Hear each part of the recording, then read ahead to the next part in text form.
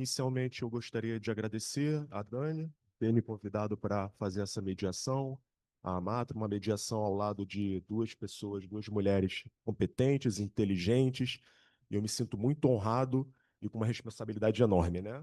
Mas estamos aqui para isso. E falar que é um tema muito importante, é um tema muito novo, que está sendo muito debatido nos tribunais superiores, no nosso tribunal. O nosso tribunal, inclusive, tem um centro de inteligência que trata exatamente sobre litigantes habituais, dentre outros temas, e que, a meu ver, também é uma espécie, né, do assédio processual que a gente tem falado muito aqui. Então, sem mais delongas, eu vou passar a palavra para a Natália.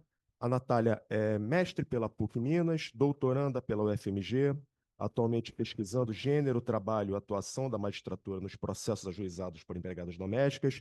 Foi integrante da Comissão Anamatra Mulheres, participou do grupo de trabalho que elaborou o protocolo do CSJT, é professora de Direito do Trabalho e Processo do Trabalho e, o mais importante, é mãe solo de três.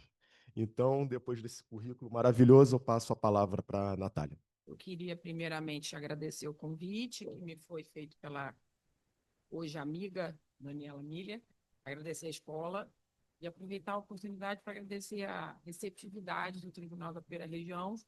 Eu volto para casa depois de 30 anos longe do estado do Rio e é uma alegria muito grande hoje estar aqui dividindo reflexões com os colegas. Também faço a minha autodescrição. Eu sou uma mulher branca, cabelos finos, curtos, acima do ombro. Estou vestindo um vestido bege, marrom de listras horizontais, tenho 47 anos. E vou realmente trocar reflexões com vocês. Confesso que é uma alegria muito grande falar depois da Valdete, porque ela já desacomoda, né, as nossas possíveis certezas. Então, eu já tenho um pouco mais de abertura, facilidade e tranquilidade para tocar num assunto que também incomoda muito quando a gente, né, se propõe a falar dele, que aqui no caso específico do nosso painel é traçar um paralelo e fazer uma vinculação entre assédio processual e gênero. Tá? Peço desculpa aí aos colegas pelo título, porque a gente tinha feito um pedido para trocar o título e o título não está compatível com o que eu vou falar. Mas, basicamente, é isso que eu quero trazer para vocês, é uma reflexão, num primeiro momento, tentando traçar um paralelo entre gênero e as implicações que as questões de gênero trazem para dentro da relação processual e, obviamente, com foco, um recorte maior dentro da justiça do trabalho. É. Enquanto a Valdete falava, né, e fez uma menção bela à fala do russomano, de que quem procura o processo de trabalho está com fome, e a gente às vezes, né, se esquece disso, na grande maioria dos casos, eu fiquei pensando, imagina uma mãe solo, né? Imagina a fome dessa litigante. Como é que ela se depara com essa estrutura do sistema de justiça e por que que ela chega até lá? E uma das primeiras críticas, aí eu vou fazer a propaganda, sempre eu trago o protocolo assim, né, físico, ao vivo e concreto, para todo mundo ver, para lembrar da Tem na existência dele. Matram, à disposição. Pois é. É, são umas primeiras reflexões assim da gente imaginar, por uns instantes que sejam na vida, quando a gente consegue parar. O que eu tenho a ver? O que tem a ver violência processual com gênero? O que tem a ver processo e procedimento com gênero? Quando a gente fala parte autora, e no nosso caso, reclamante, eu só tenho violência processual de gênero pensando na parte autora? Não. Eu tenho com a parte autora, que aqui é o reclamante ou a reclamante. Eu tenho com a parte reclamada, porque às vezes o gênero está do lado de lá. Eu tenho com a advogada, eu tenho com a servidora, eu tenho com a acadêmica, eu tenho com a magistrada. Essas questões diariamente se postam na nossa frente. E quem enxerga essas questões? Por que enxerga? E para que serve enxergar isso, né? Talvez a gente pensando um pouco mais além, para que serve eu enxergar uma questão de gênero dentro do processo? Existe uma implicação, uma consequência prática. Eu vou ter menos possibilidade ou oportunidade de interferir no resultado desse processo, a depender da minha condição atrelada ou não ao gênero. E lembrando da colega Bárbara Ferrito, que é a nossa prata da casa aqui, que fala muito bem sobre a pobreza de tempo. As mulheres são mais pobres de tempo, por inúmeros fatores. Dando um exemplo prático, ontem eu não pude estar aqui, porque eu sou pobre de tempo, tive que cuidar dos 3 filhos, não deu para vir. Gostaria de ter vindo, mas ontem abri mão e hoje faço um esforço para vir aqui. todo um trabalho logístico de rede de apoio para dar conta de estar aqui. E eu sou uma mulher branca, privilegiada, com ótimo salário. Vamos pensar nessa parte para ir à justiça. A Valdete já me antecedeu, já falou aí. Depois eu vou trazer para vocês os índices de possibilidade de acesso à justiça quando essa parte é mulher. Porque quem procura a justiça do trabalho, ostentando a condição de mulher, aqui a gente não tem tempo hábil para entrar nessa discussão do que é ser mulher, né? Tem que ter outro evento. Mas partindo de uma premissa mais básica, tá? Da compatibilidade entre o corpo biológico aí e o gênero. Essa mulher que procura a justiça do trabalho, via de regra, é uma mulher pobre e que normalmente está desempregada. Eu já fui magistrado em Brasília, lá a gente tem realmente, Brasília capital, um pouco mais de processos onde as partes autoras não estão desempregadas, mas é um percentual maior, mas mesmo assim pequeno, tá? Voltando para uma cidade com uma compleição, né, geográfica mais tradicional, como é o Rio, a maioria das pessoas aqui está desempregada quando busca a justiça do trabalho. Ostentando a condição do gênero feminino aí, como é que está essa mulher para ir na justiça? Qual o tempo que ela tem para fazer isso? Será que a gente, na condição de magistrado, se faz essa pergunta na nossa correria, no dia a dia? Será que é fácil? Isso a gente tem que fazer a pergunta. E aí eu parto de uma situação de assédio, que é a organização da pauta. Como é que a gente organiza a pauta de audiências? 5 minutos? 10 em 10 minutos? Eu consigo atender essas pessoas em 10 minutos numa audiência una? É impossível, gente, é humanamente impossível. Ninguém faz uma audiência una em 5 minutos. Quem fica me esperando lá fora e ostenta aí o gênero? Tem condição? Tem dinheiro para fazer um lanche? Tem onde deixar o filho? Tem com quem deixa? Cadê? Qual é a estrutura dessa pessoa que me espera lá fora? Se eu me faço essa pergunta na hora de gerir a minha pauta, eu já estou deixando de assediar essa parte autora. E muitas vezes a testemunha da parte reclamada. Por isso que não é sobre quem ganha o processo, não é sobre estar sempre dando razão para reclamante porque a gente está na justiça do trabalho. É sobre se colocar num outro espaço, fazer outro tipo de reflexão sobre o que eu estou fazendo ali, conduzindo o processo. E as possibilidades de assédio processual, levando em consideração o gênero, não são coisas importantes só para reclamante ou reclamado, como eu já mencionei. E começam a acontecer na fase pré-processual, antes até desse processo existir. Seja por conta da possibilidade dessa trabalhadora procurar alguém para ajuizar a ação, porque o expostulante não está revogado, mas é muito pouco utilizado, a gente sabe disso. Eu já tenho algum tempo de carreira, quase 20 anos. É raro, no começo da carreira eu ainda via os postulantes. Outro dia eu fiquei até muito feliz, que me dei de cara com uma estagiária, ex-estagiária, que ajuizou a ação sozinha. E por incrível que pareça, atuou super bem. Eu falei, Jesus, será que está tão desnecessário assim, o advogado aqui do lado? Porque foi ótimo. Ela conseguiu escrever direitinho, ela conseguiu se manifestar em audiência, e com uma tese arrojada, porque era férias para uma estagiária. Então, assim, a tese foi interessante, mas isso é raro, isso é um caso muito difícil de ocorrer. Eu preciso procurar a advocacia, né? E como que é essa procura da advocacia? Assim, uma situação prática para a gente começar a pensar o que seria esse assédio pré-processual. Uma trabalhadora que consegue comprovar uma situação de discriminação e que geraria uma indenização por danos morais, porque foi chamada, tá? Me desculpem assim o coloquial, mas no Rio pode, vaca gorda pelo empregador, na frente de todo mundo. E o bonito do advogado me pede R$ 3.000 de danos morais. E não tem o que fazer com isso, né? Tudo comprovado, um contrato longo, um salário maior do que de R$ 3.000.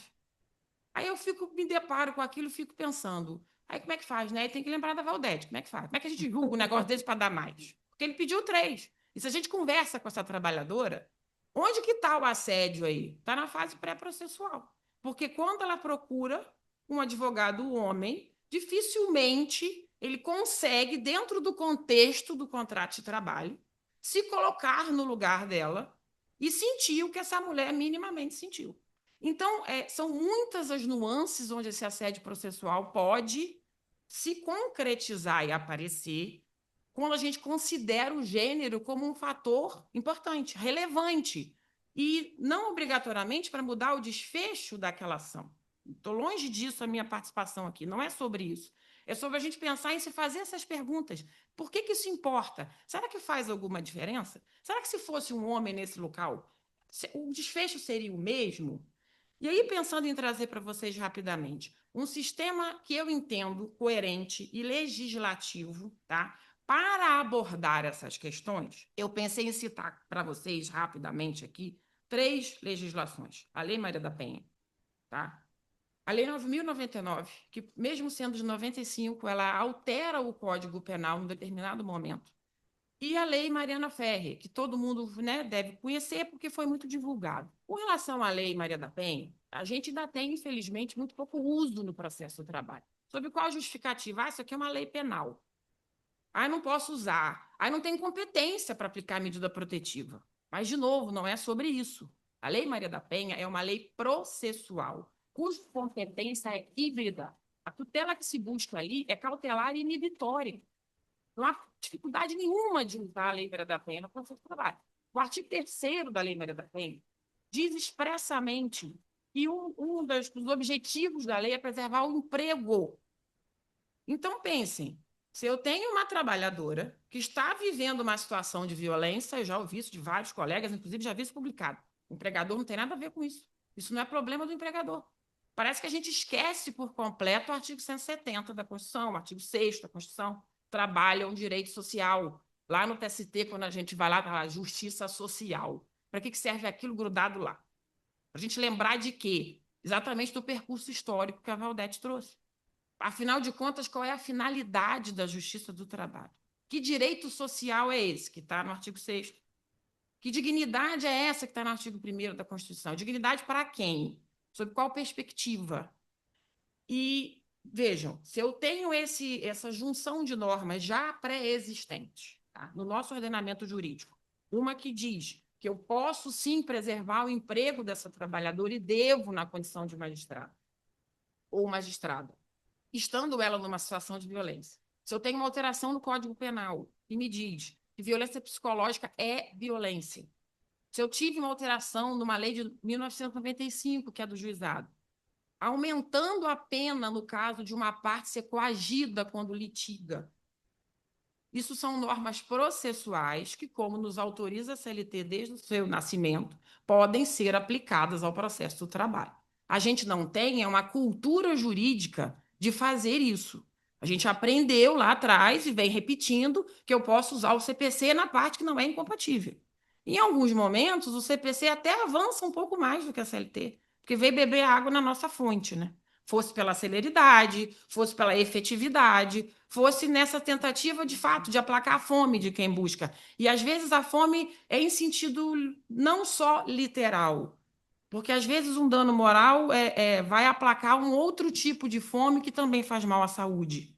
Então, assim, só para trazer 3 exemplos, essas 3 leis, no meu sentir, são a base, junto com a Constituição, de um sistema jurídico que tente, tá, observar e orientar a prática jurisdicional quando eu penso em processo e procedimento, e aí eu penso em lealdade, em paridade de armas, em razoável duração do processo, que é fundamental para o processo do trabalho.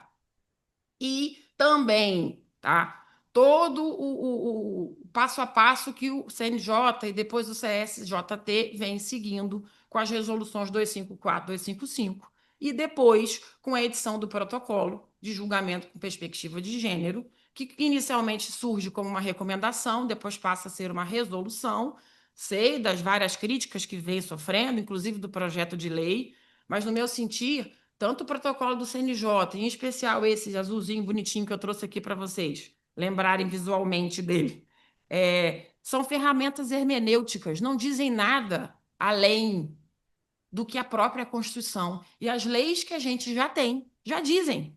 É só uma questão de escolher qual caminho eu vou seguir na hora de julgar e na hora de atuar dentro do processo. Partindo da premissa que há a possibilidade, né, de ter assédio processual na fase pré-processual, durante o andamento do processo, e, né, quando a gente entrega a prestação jurisdicional, o que o protocolo nos diz é um passo a passo de seguir um caminho. Qual o caminho que eu quero seguir? Para onde eu quero olhar? Qual pergunta eu quero me fazer para poder atuar dentro desse processo e fazer fixação de ônus da prova, inversão do ônus da prova, deferir ou não um adiamento por ausência de testemunha. São várias práticas processuais e procedimentais, desde a formação da pauta, até como que eu vou atender, até a triagem desses processos. Qual é a idade dessa pessoa? Qual o gênero? O que que ela está pedindo? Eu vou colocar isso aqui no começo da pauta ou no final? Aqui, será que mesmo numa audiência, fazer o estacionamento? Será que eu tenho que deixar todo mundo aqui dentro da sala de audiência, mesmo não tendo um pedido de tramitação em segredo de justiça? Será que eu tenho que perguntar isso aqui para a parte ou para o advogado? Porque quando eu tenho situações muito sensíveis, houve ali uma delegação, né? Quando a parte faz esse primeiro contato com a advocacia. E será que na hora que chega lá é exatamente aquilo? Todo mundo já deve ter tido um exemplo de, na hora do depoimento pessoal, a coisa sair diferente do que estava na petição inicial. Aí o que eu faço? Eu brigo com a parte? Eu faço cara feia? Eu fico com raiva? Porque aquilo vai atrasar a minha pauta? Para alguém que está indo ali no único dia e com dificuldade de estar ali. Porque para a gente, eu falo muito isso com os advogados, a gente aqui não pode ter muita emoção não, doutor. Isso aqui é o nosso dia a dia. Quem pode ficar nervoso são eles. Quem tem que ser acolhido são eles. A gente tem que buscar acolhimento em outro lugar, não na sala de audiência. A gente está ali como para-raio. E as pessoas que estão na nossa frente, se considerar do gênero, são diferentes. Precisam de outro tipo de atendimento. Senão eu não estou dando acesso à justiça. Eu tenho apenas essa previsão legal e constitucional. Mas eu não tenho uma previsão concreta. E é sobre isso o protocolo, é dar uma concretude ao princípio da igualdade. E não a gente continuar repetindo isso como se o princípio da igualdade pudesse, né, se fazer, concretizar por si próprio, sem a nossa atuação. A gente precisa de atuar para ele efetivamente se ver concreto, né? E eu gostaria de fazer uma menção histórica aqui, que o que fez surgir no mundo jurídico a Lei Maria da Penha foi um ataque cruel a direitos humanos. E aí, depois de todo, né, o percurso que historicamente se conhece, surge a Lei Maria da Penha. O que faz surgir a Lei Mariana Ferrer? Também uma situação de violação de direitos humanos grave. O que aconteceu lá naquela audiência da Mariana Ferrer, que por conta, né, do período pandêmico a coisa vai parar nas redes sociais, todo mundo fica vendo? Uma desconsideração plena e absurda da moral da vítima, do comportamento pessoal da vítima. E depois que há uma absolvição, há mais de 30 anos atrás, sob as mesmas condições. Quando eu tenho uma absolvição do Dock Street lá atrás, pelos mesmos fundamentos. São os mesmos fundamentos que a defesa usa. Quer fazer o quê com essa mulher? Dizer que a moral dela é mais ou menos. Dizer que ela tem um comportamento promíscuo. Dizer que essa mulher não é alguém por quem eu possa ter ou nutrir credibilidade. O que a justiça tem a ver com isso? Nada. A justiça não teria que fazer esse tipo de pergunta. Mas assim como não houve nenhum tipo de indeferimento dessas perguntas há 30 anos atrás, no caso Mariana Ferrer também não. A gente viu aquilo ali porque ficou divulgado. As perguntas vão sendo feitas, a pessoa vai se encolhendo na cadeira e ninguém interrompe. Até que ponto a gente interfere nessas perguntas? Por conta da minha pesquisa para o doutorado, eu tive o trabalho bom e doloroso ao mesmo tempo de ter que analisar algumas audiências. E eu me propus a fazer isso em 5 estados. E por conta da gravação das audiências, em algumas situações, é terrível o que a gente vê literalmente, porque não é só degravado mais. A gente vê um magistrado ou uma magistrada que conduz a audiência, se virando assim para o lado, dando a palavra, bota para gravar, e do lado eu tenho uma trabalhadora doméstica, do outro lado eu tenho uma patroa. E os advogados fazendo todas as perguntas que eles quiserem, porque ninguém indefere nada. E ali é a plena verificação do assédio processual, na frente do magistrado, que não me interrompe, que não me interfere. E fica tudo gravado. E a gente continua naturalizando isso. E aí, nesse ponto que eu quero chegar com muita veemência, é a naturalização do assédio, a naturalização da violência, que, infelizmente, é muito mais praticado contra as mulheres. e eu nem tenho tempo hábil hoje aqui de fazer a necessária interseccionalidade, já que estamos no Brasil, tá? Porque isso piora muito quando eu tenho uma mulher preta, quando eu tenho uma mulher trans, e por aí vai, tá? Eu tive que me ater aqui só à questão do gênero por uma questão mesmo de tempo. Mas isso é muito grave. Isso faz com que, por exemplo, só em 2023, 52% das mulheres que voltam de uma licença maternidade, tá, percam os empregos, porque mulher grávida dá trabalho. E eu já escutei muita coisa do tipo em audiência, engravidou de propósito, engravidou por quê? Por que não me falou que não estava vindo a menstruação? Como se o empregador tivesse o direito de saber disso. Como se o nosso corpo fosse algo público. Eu agora tenho que falar quando é que eu estou ovulando, quando eu chego no trabalho? Desde quando isso importa? Mas importa, né? Porque 52% das mulheres, quando voltaram da licença maternidade, perderam os empregos. E o percentual que entrou na justiça? Nem a metade. Nem a metade. Então, quando a gente fala de algo amplo, quando a gente fala de um protocolo, poxa, é igual quando a gente fala de machismo. Levantam, mas eu levo a criança na escola, mas isso não importa. Primeiro que levar a criança na escola não está me dizendo nada. Qualquer Uber hoje leva a criança na escola. Não é sobre isso, gente. Isso não é ser um bom pai, um bom marido. Não é sobre isso. Tá?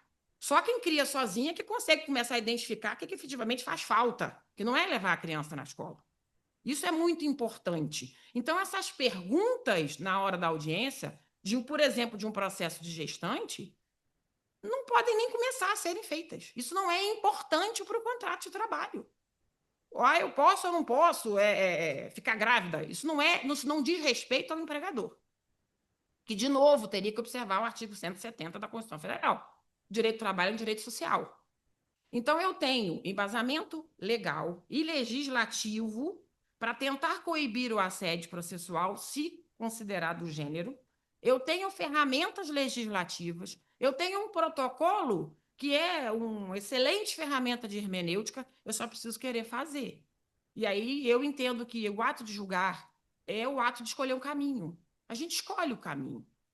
Em muitos momentos, a gente pode errar, escolher esse caminho? Pode. Só que a gente vai partir de qual ponto? Eu vou pela estrada reta, mais fácil, eu vou usar aquilo que eu aprendi lá na Lei de Introdução ao Código Civil, de analogia, o direito puramente posto, etc. Ou eu vou escolher abrir um pouco mais e olhar pela fresta. Isso é muito importante na hora da gente imaginar que o gênero vai fazer, sim, vai ter uma atuação específica nos casos em que o gênero é o fator de assédio, de violência e de privação de algum tipo de direito. Bom, então eu quero trazer uma outra reflexão aqui para os rapazes não ficarem achando que eu não gosto deles, porque não é verdade. Quero fazer uma citação aqui de uma obra que eu acho fundamental, chamada Homens Justos, do Patriarcado às Novas Masculinidades. É de um autor chamado Ivan Jablonka. Ele nos remete a muitas reflexões, em especial sobre patriarcado, machismo, família nuclear, escolhas políticas baseadas no neoliberalismo e na competição de mercado que desconsidera os direitos sociais. Para esse autor, abro aspas, o que define uma mulher não é seu útero nem seus seios, mas sua razão, com dois corolários, os direitos e a liberdade. E ainda segundo ele, devido à exploração masculina, as mulheres estão aprisionadas dentro de um destino de classes, mas cabe aos oprimidos pôr um fim à opressão. Outro trecho do livro, melhor viver como ser humano do que reinar como mulher. Por que eu trouxe essa obra? Primeiro, porque eu gosto muito do autor. Segundo, porque importa dizer, ele não é um jurista, ele é um historiador. Tá? Além disso, ele é um homem branco, hétero, pai de 3 filhas e mora em Paris. Ele é um historiador francês. Tá? Então, ele teria todo o estereótipo de alguém que não ia se importar muito com o direito da mulher e nem qual posição a mulher está ocupando ou deixando de ocupar na sociedade. E aí segunda reflexão interessante é onde que a gente, como magistrado, busca as fontes para a gente julgar. Quem a gente lê? Onde a gente vai buscar inspiração, atualização para trabalhar no nosso dia a dia? Normalmente, só nas fontes jurídicas, normalmente a gente vai olhar só o que teve de precedente, nada contra os precedentes, mas será que a nossa preocupação é essa? Ou será que a gente consegue olhar para algum outro lugar? De novo, eu só vou pelo caminho principal, eu consigo olhar pela fresta. Como é que eu posso pensar em conduzir uma audiência de uma outra forma?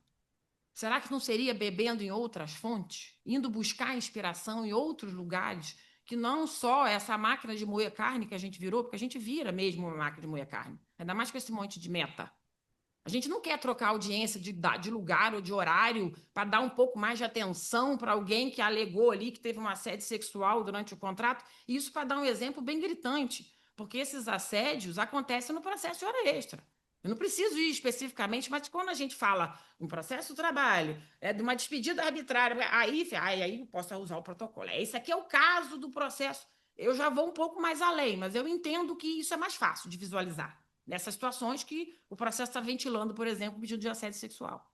Mas essas questões referentes ao gênero, relacionadas com gênero, elas de fato não têm implicância e trazem um resultado negativo somente quando eu tenho uma alegação de assédio, tá? Nos autos. Então, e o segundo motivo, assim, que me importa muito para ter citado esse autor, é que ele discute o tipo de masculinidade e como a gente se organiza como sociedade e, a partir disso, como é que a gente tenta ou não preservar esses direitos sociais, dentre eles o direito ao trabalho, que é algo que nos é tão caro, tão importante.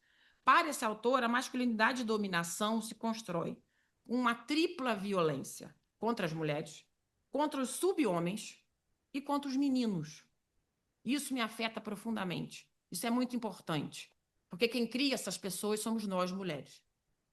Então, eu já penso muito no sentido de trazer algum tipo de esperança, né? Aí deve ser o meu lado sagitariana. É isso, eu preciso ter esperança para continuar nessa lida, mesmo identificando essas situações de assédio, mesmo sabendo que é difícil. E ter um homem falando isso na posição que ele ocupa e não um jurista, para mim é muito importante. Existe esperança. Existem homens que pensam sobre essas questões, que também esperançam uma sociedade onde o direito social é algo que vai ser plenamente defendido, mas a partir de outros parâmetros. E isso implica, sim, numa criação social de outro tipo de masculinidade, que não precisa ser agressiva, bruta, não precisa ser grosseira, não precisa ser a força física, não precisa ser a violência física, que vai me trazer, né, para o lugar de um cara legal. E aí, falando de violência simbólica, eu vou citar aqui o Pierre Bourdieu, que ele diz que a dominação masculina é um fenômeno que se instaura com a prática da violência física, mas que a violência simbólica é muito mais importante até do que a própria violência física.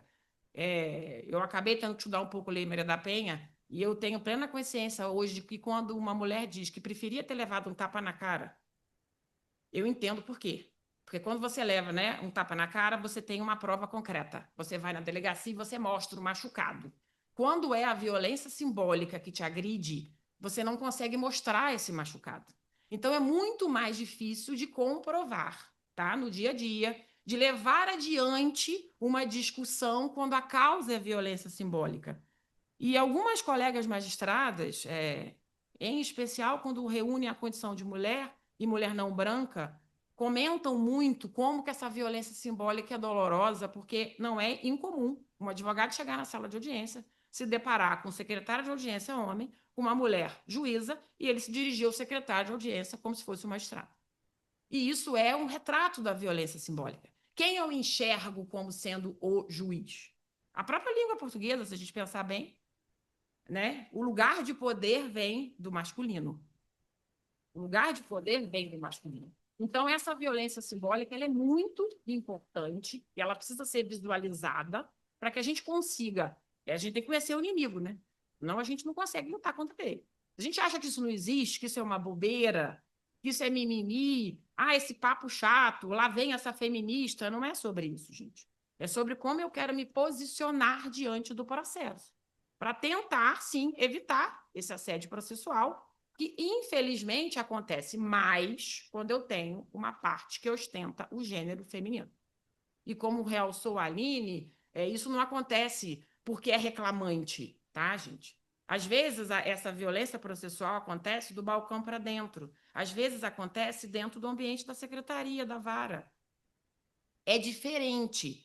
Por exemplo, quando o titular é homem e o substituto é mulher ou vice-versa. Então, não é só sobre o reclamante ou a reclamante. Eu entendo que a violência processual atrelada ao gênero é algo que tem que ser reconstruído para não ser mais verificado dentro de toda a estrutura do sistema de justiça. E aí a gente tem que dar o braço para a advocacia, para o Ministério Público, para a Defensoria Pública, para a academia, tá? Para a Associação de Servidores. É um assunto comum que todos deveriam tratar, se a gente de fato quer lutar contra isso. E, para encerrar, eu queria fazer uma outra citação do livro do Adilson Moreira, um livro pequenininho, tá? Que fala sobre discriminação estética. E ele atrela de maneira magistral, é muito interessante, ele coordena essa obra pequenininha com os alunos.